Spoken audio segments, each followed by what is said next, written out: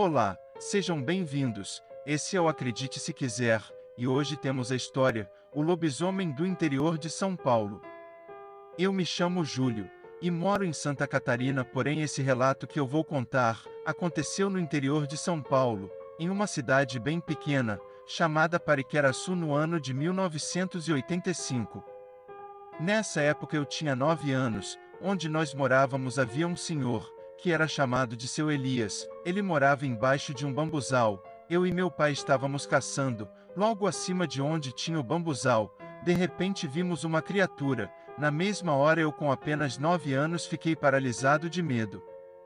De longe parecia mais um urso, ou então um boi, já que ali não havia ursos. A criatura foi se aproximando rapidamente. Meu pai atirou nele, mas era como se ele não tivesse sentido a bala. Então ele atirou novamente, mesmo assim aquele monstro continuou vindo. Ele havia acertado os 2 primeiros tiros. Comecei a gritar, com medo, pois eu estava apavorado. E ele, que era um homem de muita coragem, olhou nos meus olhos e falou: "Não se preocupe, meu filho, eu vou te proteger com a minha vida."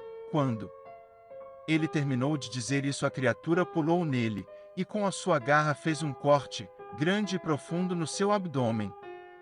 Mas na mesma hora ele deu o terceiro tiro, a queima-roupa, fazendo assim a criatura dar um rugido muito assustador. Então ela saiu correndo para o bambuzal, e nisso eu ainda estava paralisado, pois não conseguia acreditar em tudo o que aconteceu ali. Então eu escutei meu pai me chamando. Eu olhei e ele estava caído no chão, perdendo muito sangue. Na mesma hora meu corpo voltou a se mexer, pois o choque de ver ele naquele estado, e saber que graças a ele eu estava vivo, na mesma hora meu corpo voltou ao normal.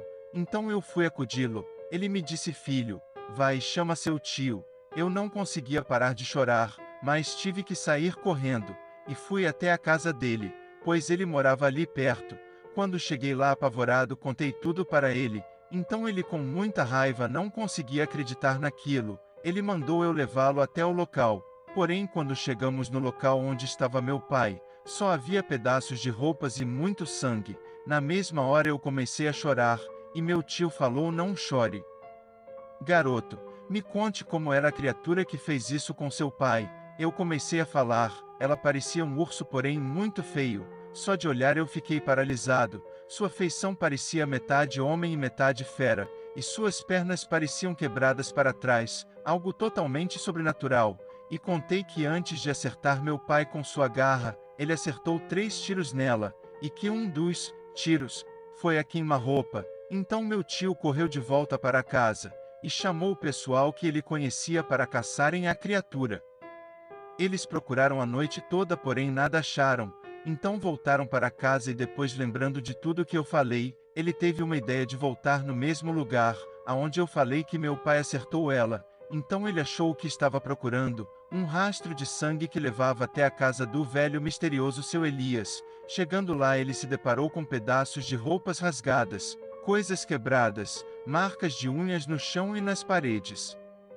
Não eram marcas de unha comum, pareciam com garras de um urso ou algo até maior. Vendo isso, meu tio começou a tremer, já não sabia mais o que fazer, se entrava na casa ou se corria para pedir a ajuda de seus amigos. Ele respirou fundo e resolveu entrar, e quando entrou se deparou com um cheiro horrível, um cheiro de coisa podre. Ele foi andando e olhando tudo ao seu redor. Havia muitos ossos de bichos mortos. Então ele ouviu um barulho vindo de um dos quartos. Nessa hora apertou firme o facão, se preparando para atacar o que estivesse ali. Ele foi andando lentamente, tremendo, pois estava muito suspense naquele lugar. Quando chegou, observou o velho de costas para ele. Então ele pensou: "Essa é minha chance", e foi para cima do velho. Tentou cortar a cabeça dele, mas ele era rápido, não era um simples senhor, era como uma fera. Ele desviou e segurou o facão pela lâmina, puxando meu tio para perto dele. E quando meu tio olhou em seus olhos, viu os olhos de um demônio, vermelhos como sangue.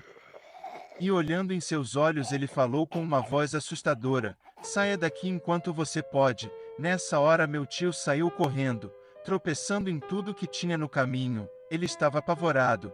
Quando chegou em casa, ele estava pálido e tremendo. Sua esposa veio correndo e perguntou: "O que aconteceu com você?" Ele gaguejava: "Aquele velho maldito, ele realmente é um demônio. Vou chamar o povo e vamos lá acabar com ele. Ele juntou todo o pessoal que ele conhecia e contou o que aconteceu na casa do velho. E logo ele já estava incentivando o pessoal gritando: essa noite vamos acabar com a fera. Minha tia chorando falava: não vão, é muito perigoso, ele vai matar vocês. Mas meu tio teimoso não dava atenção.